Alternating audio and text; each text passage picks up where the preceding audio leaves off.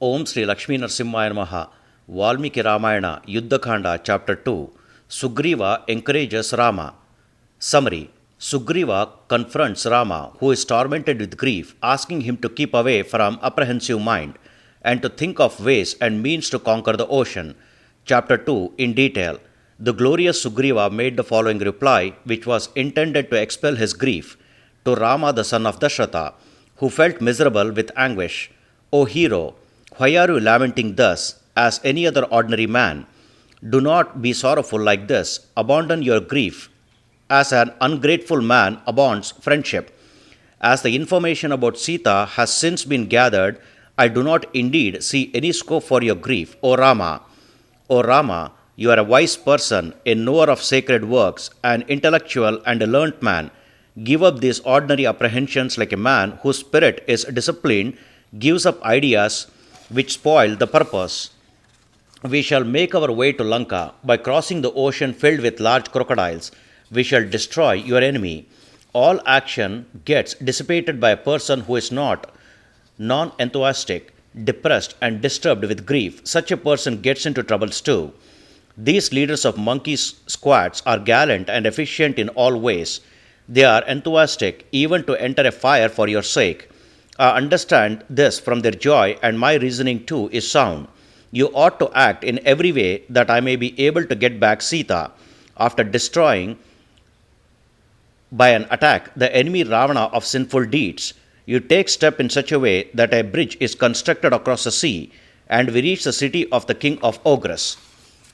Be certain that Ravana is killed once he is seen in a battle, and on our seeing that city of Lanka standing on a peak of the Trikuta mountain.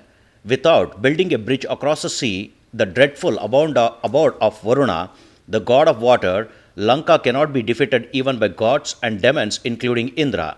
Know that when the whole of my army crosses the sea as a bridge is built across it, they will come out victorious, because these monkeys who are able to change their form at will are indeed valiant in battle. Therefore, take away your apprehensive mind, which destroys an enterprise for grief in this world, diminishes the might of a man, O king. Cling to the practice of boldness, ought to be resorted to by a man. It will produce competency without doubt to the doer quickly. Prevail upon the strength with alertness at this moment, O highly intelligent prince. Grief for something lost or destroyed consumes all resources of even the strong and magnanimous men like you.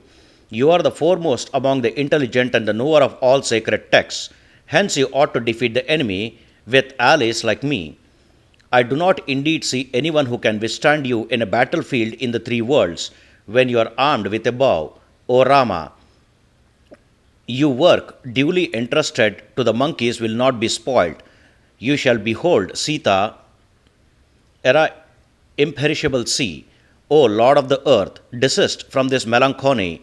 Yield to your legitimate indignation.